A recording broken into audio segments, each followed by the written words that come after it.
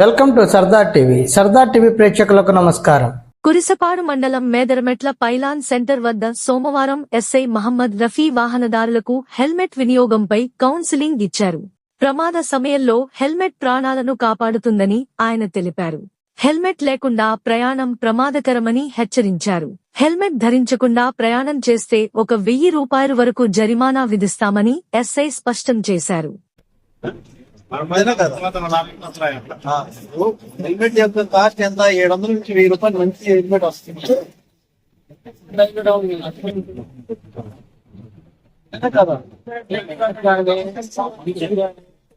పడతా ఉంటాయి night time అని, కానీ అన్నిటికీ ఉపయోగపడుతుంది.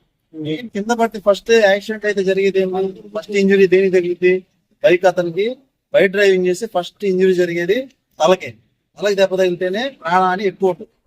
ఫ్రాక్చర్ అయితే నువ్వు ఎలాగో బతికే ఛాన్సెస్ చాలా ఉంటాయి, తలకు తగిలితే బతికే అవకాశం చాలా తక్కువ. అందుకని ఫైన్ కూడా 1000 రూపాయలు. ఆ కాస్ట్ తో మంచి నడపండి. ఇంకోటి ఏంటంటే ఒకరే కాదు, బండి మీద ఇద్దరు ఎక్కితే ఇద్దరు కూడా ఇక్కడ పెట్టుకోవాలి. రూల్ ఖచ్చితంగా పాటించాల్సిందే. నేను మనకి చెప్పు పెడుతున్నామంటే మనకి విలేజ్ మూవ్మెంట్. ఏదైతే మీరు రైతులు ఉన్నారో, విలేజ్ నుంచి పల్లె నుంచి వచ్చేవాళ్ళు, వాళ్ళందరూ కూడా హైవే మీద వచ్చేటప్పుడు ఖచ్చితంగా హెల్మెట్ ధరించాలి. లేదంటే తర్వాత ఏంటంటే నో ఎంట్రీ అనేది మనం పెట్టబోతున్నాం.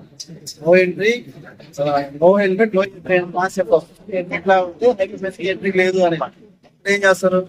వ్యక్తం పెట్టుకుంటారు కదా. అలాంటి కండిషన్స్ పెట్టే ముందు అందరూ కూడా పాటించండి. నేను అందరికీ కూడా చెప్పండి. అర్థమైందా?